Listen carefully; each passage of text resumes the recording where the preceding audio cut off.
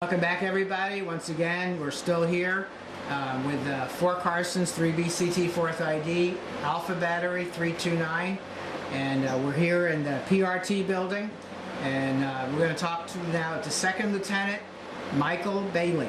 Welcome, sir, to TalkingWithHarris.com. Hi, it's great to be with you, sir. Thank you. I appreciate you taking the time today. I know you all have a lot going on today. And if you could tell the people watching just a little bit about yourself, where you're from, how long you've served. Yes, I'm Second Lieutenant Michael Bailey. I've been in the Army for 2 years now.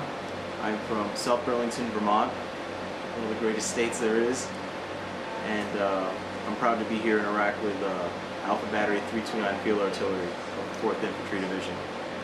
Okay, and then talk a little bit about, you were telling me your title, just if you could repeat that for the air, Fire Yes. Support Officer and all that. Yes, I'm a Fire Support Officer with an artillery battery that has a maneuver mission. We provide personal security detail for the Maison PRT. My role in that is I act as a economic, political, and information cell team leader. I provide the Maison PRT with I provide them with liaison services for 1A infantry, as well as I help them focus their projects towards effectively improving civil capacity in Maison province.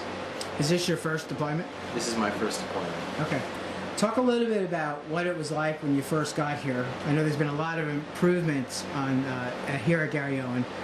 But talk about what it was like in the communities around you and just some of the projects and progress you've seen. Well, what it was like when I first got here, I actually came in here inheriting this job from another officer who had promoted to captain. So when I first got here, I was basically, I'd been given just a lot of projects to complete in a very short amount of time.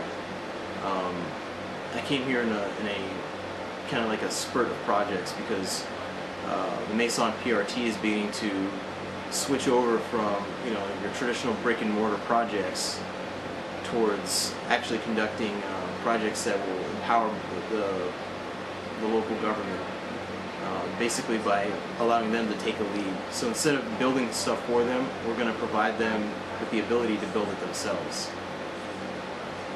So that transition is what I've been able to see from start to finish, and that transition it's pretty exciting. So this New Dawn mission that America is just now hearing about, you've all been doing this your entire deployment, right?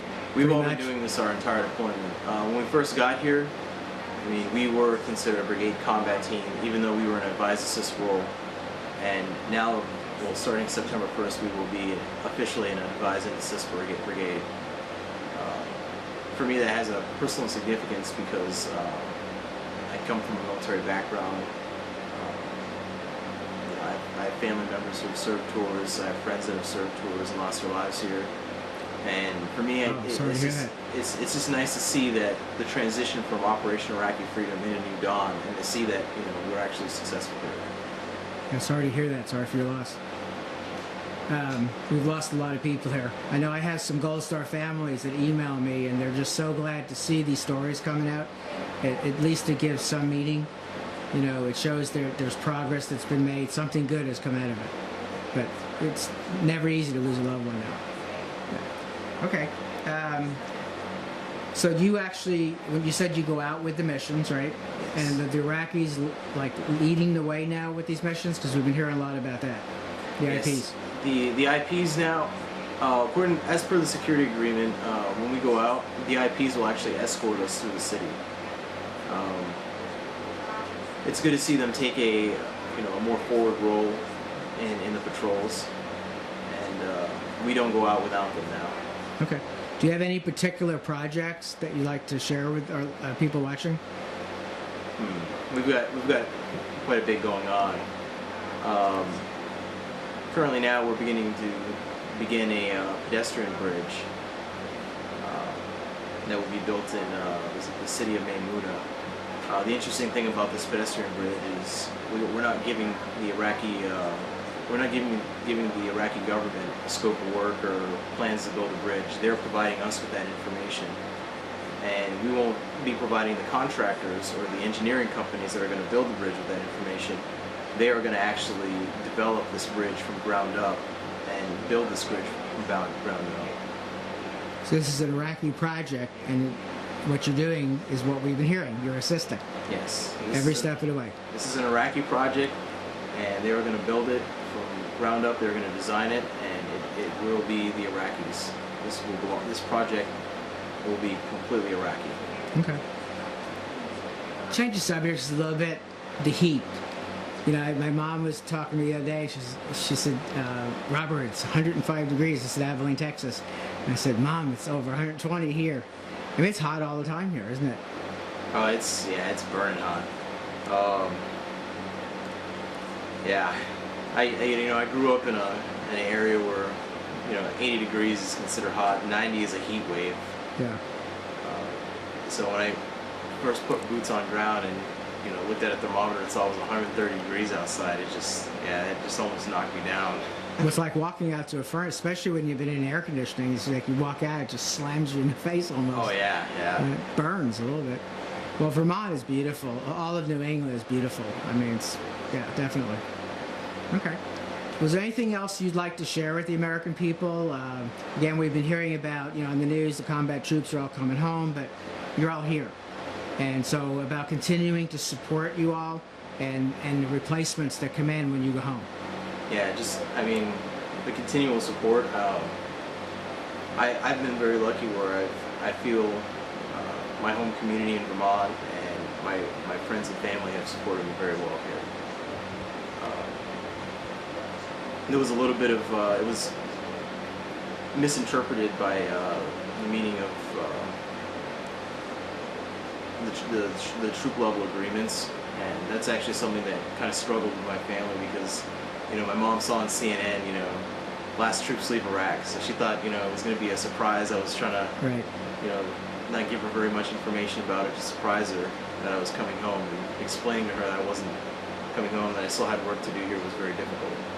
Yeah, in Kalsu, Iraq, the Third ID, their Facebook pages were lighting up, and people thinking they were all coming home, but I think the word's getting out though, and of course when we get back with these videos, everybody's going to hear it from you, and all the troops. Yeah. So that's good. Well, you're all doing a great job. What about care packages, letters? I always like to ask about that. Any particular organizations that you're getting them from, or family, friends, churches? I've been getting some from my mother. Those are the ones I mainly focus on because we do get care packages from various organizations, but I normally try to leave those for our soldiers because I think they benefit more from them. For me, my mom, when she sends me a lot of books, she knows I'm a prolific reader, so excellent. To open up a book and actually and be able to read it, for me that's kind of like it's very relaxing out here to do that. Great. Would you like to say hi to some family and friends back home? Yeah, I'd like to say hi to my mom. She's in the Vermont Air National Guard. I'd like to say hi to my Aunt Ari and my brother Ed. Your mom is in the military too? Yes. Wow. Well, thank you to her for her service. Thank you for your service. Really, all your family, right? Because family serves too, just in a little different way. Yes, sir. Thank you. Okay. Well, thank you very much, Second Lieutenant Michael Bailey from Burlington, Vermont, here on Talking with Heroes from Iraq. Once again, folks, you're hearing this on TalkingWithHeroes.com, our online news site. Thank you for your service.us. Get these videos out to as many people as you can across America. And we'll be back with more from Iraq.